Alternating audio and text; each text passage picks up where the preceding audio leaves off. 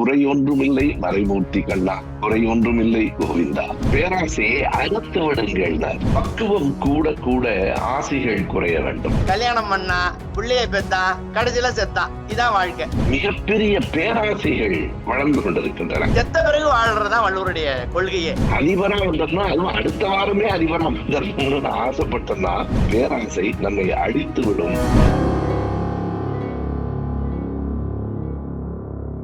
ஐயா வணக்கம். ஐயா வணக்கம். ஐயா வணக்கம். நாம் திருக்குறள் பற்றி தொடர்ந்து பேசிக் கொண்டிருக்கிறோம். திருக்குறள்ல இருக்கிற 133 அதிகாரங்களும் 1330 குறட்பாக்களும் மக்களுக்கு நல்லனவை தான் சொல்லுகின்றன என்றாலும் கூட ஏதேனும் குறிப்பாக ஓரிரு அதிகாரங்களை நாம் மக்கள் முன்னிலையில் வைக்கலாம். திருக்குறளை பலரும் படித்திருப்பார்கள். படிக்கவில்லை என்றால் இந்த அதிகாரத்தையாவது கண்டிப்பாக படித்து விட வேண்டும். படித்திருந்தாலும் திரும்ப திரும்ப படிக்க வேண்டும் என்று நீங்கள் கருதுகிற ஏதேனும் ஓரிரு அதிகாரங்கள் அல்லது ஓரிரு குறட்பாக்களை இன்றைக்கு நாம் பேசலாம் அப்படின்னு நான் நினைக்கிறேன். உங்களிடத்துல கேட்டால் மக்களுக்கு நீங்கள் எந்த அதிகாரத்தை கண்டிப்பாக படித்து விடுங்கள் என்று சொல்ல ஆசைப்படுகிறீர்கள்? நிச்சயமாயா, நல்லதொரு வாய்ப்பு இது. இந்த பகுதியில நான் முக்கியமா குறிப்பா தொட்டு காட்ட விரும்புறதையா, புகழ் அதிகாரத்திலிருந்தும் நிலையாமை அதிகாரத்திலிருந்தும் ஒவ்வொரு குறட்பாக்களை சொல்லலான் இருக்கேன். அதுல முதல்ல நம்ம இந்த புகழ்ல வள்ளுவர் என்ன சொல்றாரு அப்படின்னு பார்ப்போம். ஏன்னா அனைத்து மக்களும் தெரிந்து கொள்ள வேண்டிய ஒரு செய்தி அது. இன்றைக்கும் நமது காதுகளில் ரீங்காரம் இட்டு கொண்டிருக்கின்ற ஒரு திரைப்பட பாடல், அச்சம் என்பது மடமையடா, அஞ்சாமை திராவிடர் உடமையடா, ஆறிலும் சாவு நூறிலும் சாவு தாயகம் காப்பது கடமையடா, வாழ்ந்தவர் கோடி மறைந்தவர் கோடி மக்களின் மனத்தில் நிற்பவர் யார், மானம் காப்போர் மாபெரும் வீரர் சரித்திரம் தனிலே வாழ்கின்றார் அப்படின்னு அந்த திரைப்பட பாடல். இந்த பாடல் எங்கிருந்து வந்திருக்கு அப்படின்னு நம்ம ஆய்வு பண்ணி பார்த்தோம்னா அது வள்ளுவருடைய கருத்துல இருந்தா வந்திருக்கு. ஏன்னா ஏதோ வாழ்க்கையில வள்ளுவர் பாக்குறாரு மனிதர்கள் என்ன பண்றாங்க அப்படி பாக்குறாரு. பிறந்தான், வளர்ந்தான், சாப்பிட்டான், தூங்குனான், கல்யாணம் பண்ணா, பிள்ளைய பெத்தான், கடைசியில செத்தான், இதான் வாழ்க்கை. இப்படிதான் ஓடிக்கிட்டு இருக்கு. வள்ளுவருக்கு இது உடன்பாடு அல்ல. இதுவா பிறப்பு, இதுவா வாழ்க்கை, இதுவா நிரந்தரமானது இல்லை அப்படின்னு பாக்குறாரு. அங்கிருந்தான் தோன்றுது அவருக்கு மரணமிலா பெருவாழ்வு அவருடைய மனதில் தோன்றுது. மரணமிலா பெருவாழ்வுன்னா நம்மளா நினைச்சிட்டு இருக்கிற மாதிரி அப்படியே 1000 வருஷத்துக்கு உயிரோட உழவிக்கிட்டு இருக்கிறது அல்ல. மரணம் இயற்கை, அது வரும், எந்த வயதில் வேண்டுமானாலும் வரலாம். ஆனால் அந்த மரணம் வருவதற்கு முன்பாக நாம் வாழ்கின்ற, தொடர்ந்து வாழ்கின்ற வழியை நாம் தேடிக்கொள்ள வேண்டும் என்று வள்ளுவர் கருதுகிறார். செத்த பிறகு வாழ்றதுதான் வள்ளுவருடைய கொள்கையே. செத்த பிறகு இந்த உலகத்துல வாழணும். எப்படி?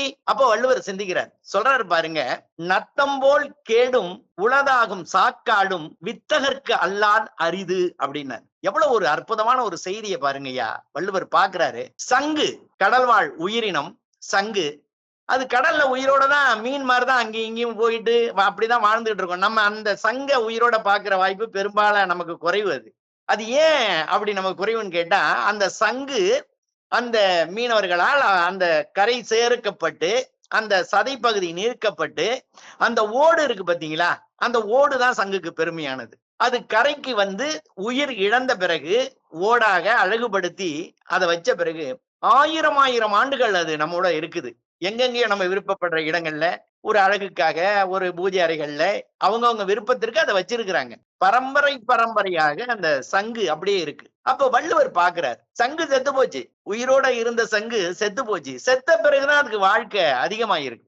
உயிரோடு இருந்த பொழுது வாழ்க்கை குறைவுதான். அது இறந்த பிறகு, பதப்படுத்தப்பட்ட பிறகு அதனுடைய உறுதித்தன்மை கருதி அது நீண்ட காலம் மக்களின் மத்தியிலே வாழ்ந்துகிட்டு இருக்கு. சரி, இதை ஏன் சொல்றாரு அப்படின்னா, அப்பதான் சொல்றாரு, நத்தம் போல் கேடும் உளதாகும் சாக்காடும் வித்தகர்க்கல்லால் அரிது.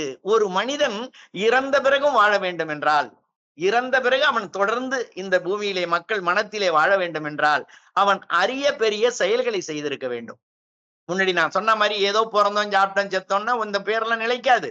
பக்கத்து ஊருக்கு தெரியாம வாழ்ந்து செத்தவங்க எல்லாம் உண்டு. ஒரு மனிதன் 70 வயது 80 வயது வரைக்கும் வாழ்ந்திருப்பாரு. அடுத்த தெருவுக்கே தெரியாம கூட வாழ்ந்தவர்கள் இருக்கிறாங்க. ஏன்னா எந்த செயலும் கிடையாது, ஏதோ பிறந்தோம் வாழ்ந்தோம் அப்படிங்கிற மாதிரி. ஆக வள்ளுவர் அதை ஏத்துக்கல, அது வாழ்க்கை இல்லைங்கிறார். வித்தகராக வாழுங்கள். எந்த துறையிலாவது ஒரு துறையில், உங்களுக்கு ஏற்ற துறையில் இந்த உலகம் பரவும்படியான செயல்களை, அந்த ஊர் அந்த நாடு பரவும்படியான செயல்களை நீங்கள் செய்ய வேண்டும். செய்திருந்தால்தான் உங்கள் மரணத்திற்கு பிறகும் நீங்கள் பேசப்படுவீர்கள். அதுதான் வித்தகர்க்கெல்லாம் அரிதுங்கிறார். அந்த வித்தகனாக வாழுங்கள். ஏதோ பிறந்தோம் வாழ்ந்தோம் என்பதற்காக வாழாதீர்கள். ஒரு ஒரு செயலை செய்து முடித்து புகழ்பெற்று நீங்கள் வாழ்வதுதான் வாழ்க்கை. அதனாலதான் அந்த சங்கை ஓமைப்படுத்தி, சங்கை மேற்கோள் காட்டி, சங்கு எப்படி தன் உயிர் நீத்த பிறகும் இந்த மண்ணிலே வாழ்ந்து கொண்டிருக்கிறதோ அதை போல மனிதர்களை நீங்கள் வாழ வேண்டும் என்பதற்காக தான் நத்தம் போல் கேடும் உளதாகும்னர். சாக்காடும் வித்தகர்கல்லால் அரிது. செத்த பின்னும் வாழ்கின்ற வழிமுறையை சொல்லிக் கொடுத்த ஒரு அருமையான திருக்குறளை அது. ஒவ்வொரு மனிதர்களும் தங்களுடைய மனத்திலே இருத்தி ஏதோ ஒரு துறையில், நம்ம பெரிய விஞ்ஞானி அப்படி இப்படிலாம், உனக்கு என்ன முடியுமோ அதுல எழுத்துலயோ பேச்சிலேயோ ஒரு கண்டுபிடிப்புலயோ ஏதோ ஒண்ணு, ஒரு 10 பேர் உன்னை பத்தி பேசுற மாதிரி வாழ்ந்துட்டு நீ சாகணும். அப்பதான் பின்னாடி உள்ள மக்கள் உங்களை நினைக்கிறதுக்கான ஒரு வாய்ப்பு இருக்கும். அப்படி வாழுங்கள் என் மக்களேன்னு வள்ளுவர் சொல்லிக் கொடுத்த ஒரு அருமையான திருக்குறளுங்க. மகிழ்ச்சி. சரித்திரத்தில் வாழ்வதுதான் புகழ். நான் பகத்சிங் பற்றிய புத்தகம் எழுதும் போது அந்த புத்தகத்தின் முதல் பக்கத்துல இப்படி எழுதியிருந்தேன்: பிறப்புக்கும் இறப்புக்கும் இடைப்பட்ட காலம்தான் வாழ்க்கை, சாவுக்கு பின்னும் வாழ்கிற சாதிவன் என்று எழுதியிருந்தேன். பின்னும், அதாவது பகத்சிங் இறந்ததற்கு பிறகுதான் கூடுதல் புகழ் பெற்றவனாக அறியப்பட்டார். எனவே நீங்கள் சொன்ன புகழ் இது ஒவ்வொரு மனிதரும் படிக்க வேண்டிய, நெஞ்சில் நிறுத்திக் கொள்ள வேண்டிய குறள்னு நீங்க சொன்னீங்க.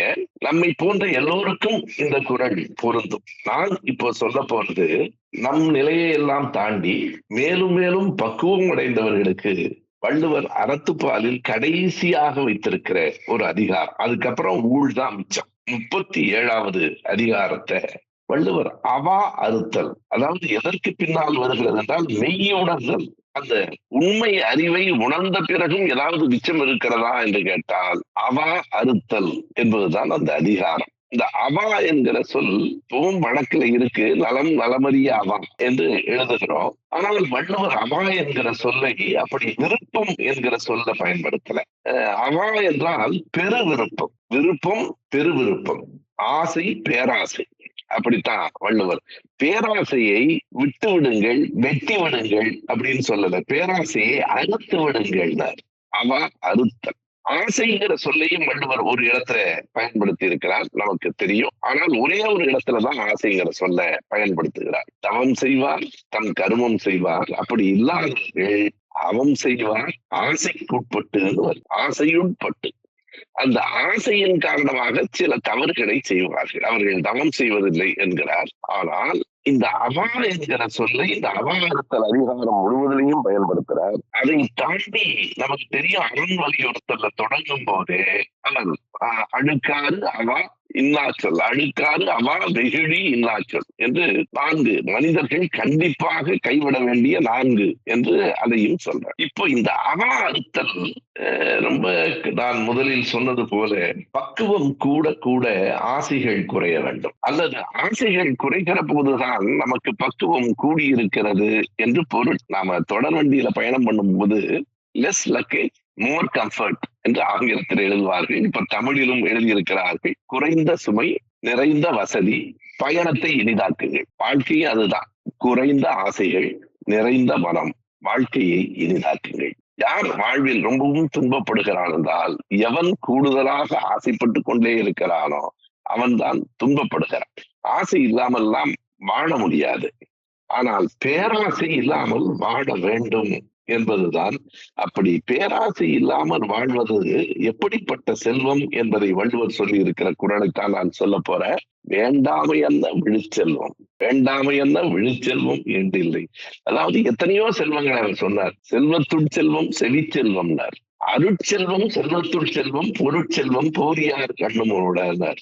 எல்லாம் கேடில் ரெண்டே 2 இடத்துலதான் அந்த விழுச்செல்வம் என்பதை வள்ளுவர் பயன்படுத்துகிறார். ஒன்று கல்வி, கேடில் விழுச்செல்வம் கல்வி, கேடு இல்லாத மிக உயர்ந்த செல்வம் கல்வி. பிறகு இந்த அதிகாரத்தில் சொல்லுகிறார் வேண்டாமை என்ன விழுச்செல்வம். போதும் அப்படின்னு நினைக்கிற மனம் இருக்கிறது பாருங்க, அது மிக மிக உயர்ந்தது. நான் இயல்பாக கூட்டங்களில் சொல்லுவது உண்டு.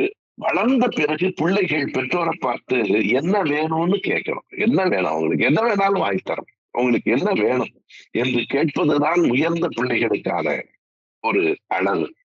ஆனால் பெற்றோர்கள் என்ன சொல்லுகிறவர்களாக வளர்ந்திருக்கணும்னா, ஒண்ணும் வேண்டாப்பா எல்லாம் இருக்கு என்று சொல்லுகிற நிலைக்கு பெற்றோர், என்ன வேண்டும் என்று கேட்கிற நிலையில் பிள்ளைகளும் ஒண்ணும் வேண்டாம் ராஜா எல்லாம் இருக்கு ஒரு குறையும் இல்லை என்று சொல்லுகிற நிலைக்கு பெற்றோரும் வருவதுதான் வேண்டாமை அந்த விழுச்செல்வம்.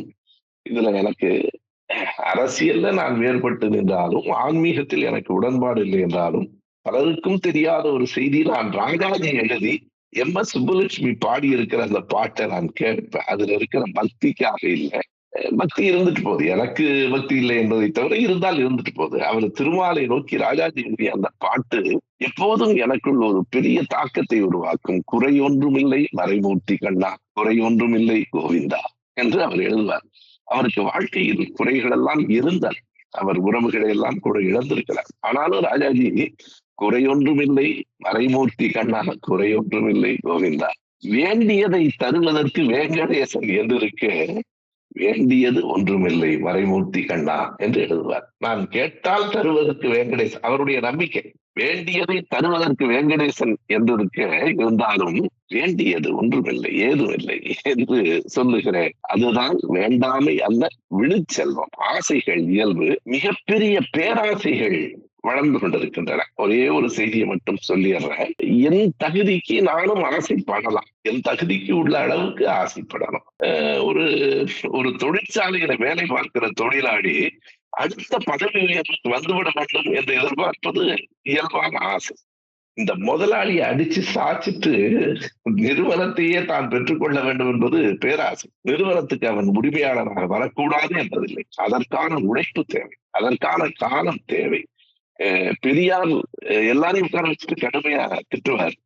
மக்கள் கேட்டுக்கிட்டு இருந்தாங்க. அது வயசானவர்களுக்காக கேட்டாங்க. இல்ல வயசான ஒருத்தரை கொண்டாந்து திட்ட சொல்லுங்க எல்லாரும் கேட்பானா என்ன? அது அவர் வயதுக்கான மரியாதை அல்ல, அவருடைய படிப்புக்கான மரியாதை அல்ல, அவர் செய்த தொண்டுக்கான மரியாதை, அவர் இந்த சமூகத்துக்கு செய்த தொண்டுக்கான மரியாதை. அது போல ஒருவன் ஒரு நிறுவனத்துக்கு உரிமையாளனாக கூட வரலாம். அதற்கு காலமும் உழைப்பும் தேவை. அப்படி இல்லாம தகுதிக்கு மேல ஆசைப்பட்டு நான் அரசியல்ல இருக்கிறேன், நான் ஒரு கவுன்சிலரா வரணும், சட்டமன்ற உறுப்பினரா வரணும்னா கூட பரவாயில்ல, அதிபரா வந்தோம்னா அதுவும் அடுத்த வாரமே அதிபரா வந்துடணும்னு நான் ஆசைப்பட்டேன்னா பேராசை நம்மை அழித்து விடும் என்பதைத்தான் இந்த அவா அறுத்தலில் வள்ளுவர் சொல்லுகிறார். இருக்கட்டும், இப்ப புகழ் தாண்டி புகழை சொன்ன நீங்க அடுத்த ஒரு அதிகாரத்தையும் சொன்னீங்க, நிலையாமை என்று. உலகத்தில் எல்லாம் அழிந்து போகும், புகழ்தான் நிற்குங்கிறோம். புகழும் நிலைக்காது, அதற்கும் நிலையாமை உண்டு என்கிற அந்த அதிகாரம், அந்த நிலையாமை அதிகாரமும் அதில் இருக்கிற ஒரு குறளும் பற்றி நீங்க சொல்லுங்க. நிச்சயமாயா. வள்ளுவர் பாக்குறாருயா, மனிதன் பொருள் ஈட்டுறான், ஈட்டிக்கிட்டே இருக்கிறான், அதுல எந்த குறைபாடும் கிடையாது. பொருள் ஈட்டி ஈட்டி ஈட்டி குவிக்கிறான். ஆனா கடைசியில அதை என்ன செய்யணுமோ அதை செய்யாம, அதை பயன்படுத்தாம செத்து போயிடுறான். எந்த நோக்கத்துக்காக அவன் பொருள் ஈட்டினா, எதுக்காக இவ்வளவுலாம் சேர்த்தாங்கிறது ஒண்ணுமே தெரியல. ஆனா அந்த வள்ளுவருடைய பார்வை எப்படி இருக்கு பாருங்க. மனிதர்களுக்கு சொல்றாரு அவர், இந்த பொருள் ஈட்டி சேர்ப்பது என்பது எப்படி, அது உன்னிடம் இருந்து பிரிந்து செல்வது என்பது எப்படி அப்படிங்கிறத ஒரு குறட்பாவில ஐயா நிலையமையில சொல்றாங்க. எவ்வளவு அழகா சொல்லியிருக்காங்க ஐயா. அப்ப இப்ப நமக்கு எல்லாம் சினிமா தியேட்டர் இருக்கு இல்லையா, இதனுடைய பின்னோக்கி பார்த்தோம்னா அப்ப இந்த கூத்தாடுற கொட்டைகள், அதாவது அவங்க ஒரு கதை எழுதி அந்த கதையை நடிச்சு காட்டுறது, மக்கள் அந்த ஊர்ல ஒரு கொட்டகை போட்டு அந்த காட்சி நடக்கும், அது மக்கள் போய் பார்ப்பாங்க. அப்படி நடந்துகிட்டு தான் இருந்திருக்கு. அதனாலதான் இந்த சொல் அங்க வந்திருக்குது. வள்ளுவர் சொல்றாரு பாருங்கய்யா, கூத்தாட்டு அவை குழாத்தற்றே செல்வம் அப்படிங்கிறார். இந்த செல்வம் சேர்கின்ற விதம் எப்படின்னு கேட்டீங்கன்னா, ஒட்டுமொத்தமா எல்லாரும் கொட்டாயில போய் உட்கார்ந்துட முடியாது. அதுக்கு அனுமதி சீட்டு வாங்கி அதுக்கு ஒரு கட்டணத்தை கொடுத்து ஒரு ஒருத்தரா தான் போய் உள்ள போய் உட்காருவாங்க. அது இன்னைக்கு நம்ம சினிமா தியேட்டர் வரைக்கும் பார்க்கலாம். அப்படி கூட்டம் மிகுதியா கூட்டம் சேர்ந்த பிறகு அந்த கூத்து நடக்கும். கூத்தாட்டு அவை குழாத்தற்றே செல்வம். எப்படி ஒவ்வொருவராக வந்து இங்கு அமர்ந்து ஒரு பெரும் திரளாக கூடினீர்களோ அப்படிதான் இந்த செல்வம் உங்களிடம் சேருகிறது. கூத்தாட்டு அவை குழாத்தற்றே செல்வம் போக்கும் அது விழிந்தற்று அப்படின்னாரியா. அதான் ஒரு பெரிய செய்தி. நீ நினைச்சுக்கிட்டு இருக்க ஒருத்தனா வந்து உள்ள உட்கார்ந்த மாதிரி செல்வம் வந்துட்ட ஒன்னொன்னா வெளியில போகாது. அது போகின்ற நேரத்துல என்ன ஆகும்னு கேட்டா, கூத்து முடிஞ்ச உடனே பெரிய கதவை திறந்து விட்டு எல்லா மக்களும் ஒரே நேரத்துல வெளில போவாங்க. ஒருத்தரா அப்ப வெளியில வர வேண்டிய அவசியம் இல்லை. அப்ப பாருங்க, அந்த செல்வம் சேருகின்ற விதம் சிறுக சிறுக சேர்வதும், அது நம்மை விட்டு போகின்ற நேரத்தில் ஒட்டுமொத்தமாக வெளியேறுவதும் ஒரு தத்துவமா இருக்கு. அதை வள்ளுவர் சொல்றாரு. எதுக்காக இதை சொன்னாரு அப்படின்னு பார்த்தோம்னா, ஏதோ செல்வம் இப்படி வரும் இப்படி போகும்னு சொல்லிட்டு போனா அதுல ஒண்ணும் செய்தி இல்லை. இந்த செல்வம் உள்ளே வந்து உன்னிடம் இருந்த பொழுது அதை சரியான வகையிலே பயன்படுத்தி கொள். அது வெளியில போறதுக்கு விட்டுட்டு குந்திருந்தேன்னா நீ உள்ள வந்ததுக்கு ஒரு பயனும் கிடையாது. அதை எடுத்து காட்டுறதுக்கு தான் அதை சொல்றாரு. நம்ம மேலோட்டமா இந்த குறளை பார்த்தோம்னா கூட்டம் உள்ள வந்துச்சு வெளியில போச்சு அப்படின்னு தான் நமக்கு தெரியும். ஆனால் அவர் சொல்ல வந்த செய்தியே, இந்த செல்வம் உன்னிடம் சேர்ந்து மிகுந்த நேரத்தில் அதை சரியான செயல்களுக்கு பயன்படுத்திக் கொள், வகுத்துக்கொள், அதை நீ நிரந்தரமாக்கிக் கொள் அப்படிங்கிறார். அதே அதிகாரத்துல அதுக்கு இன்னொரு குறளும் துணைக்கு ஒண்ணு சொல்றார். அற்கா இயல்பெற்று செல்வம் அது பெற்றால் அற்குவ ஆங்கே செயல் அப்படிம்பாரு. ஆங்கு செயல் அப்படின்னு சொல்றாரு. அதாவது அற்கா இயல்பெற்று செல்வம், செல்வம் நிலையானது அல்லதான், அது இயல்புதான், அது செல்வம் நிலையானது அல்ல. அது பெற்றால் அதை நீ பெறுவாயானால் அற்குவ ஆங்கே செயல், அழியாத நிலையில் அதை பயன்படுத்தி விடு. அதை நீ ஒரு பயன்பாட்டை சரியா பண்ணிட்டீங்கன்னா அப்புறம் அது ஒண்ணு விட்டு போகாது. அதுக்கு இப்ப நம்ம சொல்லணும்னா, ஒரு வீடு வாங்குறோம், ஒரு மனை வாங்குறோம், ஒரு பிள்ளைகளுக்கு ஒண்ணு செஞ்சு வைக்கிறோம், அது நிலையா நின்னுக்குது இல்லைங்க. அதுக்கப்புறம் அவன் ஏதாவது பண்ணிட்டு போறான். நம்ம சம்பாரிச்சதை சரியா பண்ணிட்டான். நீ வெறும் பணமாவே வச்சுக்கிட்டே இருந்து ஏதோ ஒரு பெரும் விபத்து நடந்து ஒரு இழப்பு ஏற்படும் பொழுது அது உனக்கு இல்லாம போயிரும். ஆகையால் செல்வம் சேர்ப்பது தவறல்ல. ஒரு அளவோடு, நெறியோடு, நேர்மையோடு நீ செல்வத்தை சேர்த்துக்கொள். அதே நேரத்தில் சேர்த்த செல்வத்தை கவனமாக எப்படி என்று வகுத்துக்கொள். அதை நீ சரிப்படுத்தி கொண்டால்தான் அந்த செல்வம் உன்னிடம் தங்கி நிற்கும். இல்லை என்றால் அந்த கூத்தாட்டு அவையிலிருந்து ஒட்டுமொத்தமாக மக்கள் வெளியேறியதை போல அந்த செல்வம் வெளியேறிவிடும். எச்சரிக்கை அப்படின்னு வள்ளுவர் நமக்கு சொல்றதாதான் நான் அதை கருதனையா. ஒரு அருமையான செய்தி. இதை போல உங்கள் மனதில் இன்னொரு குறள் சொல்லக்கூடியது உங்க மனசுல இருக்கும், அதையும் நீங்க சொல்ற மாதிரி நான் கேட்டுக்கிறேன். அதே அதிகாரம், அதே அவா அறுத்தல். எனக்கு அந்த அதிகாரம் நெஞ்சில் கொஞ்சம் ஆழ பதிந்த அதிகாரம் தான். ஏனென்றால் நாம் எட்டுவது கடினம், ஆனால் எட்ட வேண்டியது, நாம் நடக்க வேண்டியது அதை நோக்கித்தான் என்பதால் அது. ஆனால் அத்தனை எளிதில்லை என்பதை அதே அவா அறுத்தல்ல கடைசி குறள்ல வள்ளுவர் சொல்லிட்டார். இந்த பேராசைக்கு ஒரு இயல்பு இருக்கிறதுன்னு சொன்னார். ஒவ்வொன்றுக்கும் ஒரு இயல்பு இருக்கிறது. அவனோட நம்ம வழக்குல சொல்லுவோம், அவன் அப்படி இருக்கிற, அது அவனோட சுவாவம், அவனை மாற்ற முடியாது. தொட்டில் பழக்கம் சுவாவம். அதே மாதிரி பேராசைக்கு ஒரு சுவாவம் இருக்கு அப்படின்னு வள்ளுவர் சொல்றார். ஆறா இயற்கை அவா. அந்த பேராசையினுடைய இயல்பு அது எவ்வளவு கொட்டினாலும் நிரம்பாது. ஆறா இயற்கை அவா. அதுதான் அதை நீப்பின் அந்நிலையே பேரா இயற்கை தரும் என்று கூறும். இதுல இந்த ஆறாங்கிற சொல் எனக்கு மறுபடியும் அது என்ன பொருள்ல ஆளப்படுகிறது அப்படின்னு தோணுச்சு. ஆறான்னா நிரம்பாததான் பொருள் உரையாசிரியர் எழுதியிருக்காங்க. ஆறா என்பது எப்படி நிறையாத வரும்? இன்னொரு குறளை படிச்ச உடனே படிச்சுன்னு எனக்கு புரிகிறது. காமத்துப்பால்ல கொண்கனை கண்ணாறு கண்டபின் சொல்றா, என் காதலனை கணவனை கண் ஆற கண்டபின் என்ன ஆகுமா, இந்த மென்தோல் நீங்கும் பசப்பு, என் பசலை நோய் அவனை பார்த்த பிறகுதான் போகும். பார்த்த பிறகுன்னா சும்மா பார்த்த பிறகு அல்ல, கண்ணார கண்டவன் அவனை முழுமையாக தழுவி கொண்டு. நாம இப்பவும் வழக்குல ஆற தழுவுதல். இன்னமும் எளிமையா சொல்லணும்னா, நான் உன்னை நெஞ்சார வாழ்த்துகிறேன், மனமாற வாழ்த்துகிறேன். அப்ப ஆறங்கிற சொல் நிறைய, நெஞ்சம் நிறைய வாழ்த்துகிறேன் என்கிற பொருள்ல வருது. இதற்கு எதிர்ச்சொல்லாக ஆற என்பதற்கு ஆறா என்று ஒரு சொல்லை வள்ளுவர் போடுகிறார். ஆறா இயற்கை அவா. இந்த மணிமேகலை கையில் ஒரு அமுத சுரபின்னு ஒரு பாத்திரம் வைத்திருந்ததாக ஒரு புனைவு உண்டு. எவ்வளவு எடுத்தாலும் அது குறையாது. எவ்வளவு பேருக்கு கொடுத்தாலும் அமுத சுரபி குறையாது. இந்த அமுத சுரபி பாத்திரம், கற்பனை பாத்திரம் இருக்க, அதுக்கு நேர் எதிரான உண்மையான பாத்திரம் பேராசை. அமுத சுரபிலிருந்து எவ்வளவு எடுத்தாலும் குறையாது, பேராசையில் எவ்வளவு கொட்டினாலும் நிறையாது. எவ்வளவு வேணாலும் கொட்டுங்க, பேராசை ஒன்றும் நிறையாது. ஆறா இயற்கை அவா. எனவே அந்த பேராசையின் இயற்கை அதுதான். நம்முடைய ஆசையை தூண்டுகிற நடைமுறை பாருங்க. முன்பெல்லாம் மளிகை கடையில நாம் பொருள்களை வாங்கிட்டு இருந்தோம். என்ன வேணும்னு எழுதி கொடுப்போம். மளிகை கடைக்குள்ள என்ன இருக்குன்னு நமக்கு தெரியாது. என்ன வேணும்னு எழுதி கொடுப்போம், கேட்டதே அவர் எடுத்து தந்துருவார். நமக்கு எது தேவையோ அதை வாங்கணும். இப்போ எங்க பார்த்தாலும் சூப்பர் மார்க்கெட், மால் எல்லாம் இருக்கு. அங்க நம்ம எழுதியெல்லாம் கொடுக்கல, நம்ம கண்ணுக்கு முன்னால் பொருள்கள் விரிந்து கிடக்கின்றன. எது எது ஆசையா இருக்கோ எல்லாத்தையும் வாங்குறோம். எப்படி வாழ்க்கை மாறி இருக்கிறது என்றால், தேவைக்கு வாங்கிய காலத்திலிருந்து நாம் ஆசைக்கு வாங்குகிறவர்களாக மாற்றப்படுகிறோம். ஆசைக்கு வாங்குகிற போது நான் தேவைக்கு வாங்கினா 100 ரூபாய்க்கு தான் வாங்கியிருப்பேன். ஆசைக்கு வாங்கும்போது 500 ரூபாய். 500 ரூபாய்க்கு வாங்கியும் என் ஆசை அடங்கி இருக்காது. எனவே எப்படி நம் வாழ்க்கை மாற்றப்படுகிறது என்றால், இந்த அவா என்பது தீராதது என்பதை புரிந்து கொண்டுதான் சூப்பர் மார்க்கெட் வந்துருச்சு. அதனாலதான் வள்ளுவர் சொல்லுகிறார், ஒன்றே ஒன்று செய், ஆறா இயற்கை உடையதுதான் இந்த பேராசை. அதை நீப்பின், அதை விட்டுட்டு நீ வெளியே வந்துட்டீன்னா அந்நிலையே பேரா இயற்கை தரும். அதுதான் பெரும் சிறப்பு என்கிறார். இது அத்தனை எளிதில் நாம் அடையக்கூடிய இடம் இல்லை. ஆனாலும் அதை நோக்கி நம் பயணம் இருக்க வேண்டும். நான் சொல்வது நம் ஒவ்வொருவரையும் அப்படிலாம் நம்மால ஆசை இதுவரைக்கும் கட்டுப்படுத்த முடியவில்லை. இந்த அதிகாரமே நம்மை போன்ற எளிய மக்களுக்காக இல்லை, மேலும் மேலும் மனப்பக்குவம் அடைந்தவர்களுக்கு சொல்லப்படுகிற அந்த அதிகாரத்தை நாமும் கற்றுக்கொள்ள வேண்டும். நீங்க சொன்ன புகழும் நிலையாமையும் நம்மை போன்ற எல்லோருக்கும் உரியது. அவா அறுத்தல் என்பது மேலும் பக்குவம் அடைந்த மனிதர்களுக்கு உரியது. நாமும் பக்குவப்பட வேண்டும் என்பதற்காக அந்த அதிகாரத்தை எடுத்து சொன்ன மகிழ்ச்சியா. மறுபடியும் அடுத்த வாரம் சந்திப்போம். நன்றி. வணக்கம். நன்றி.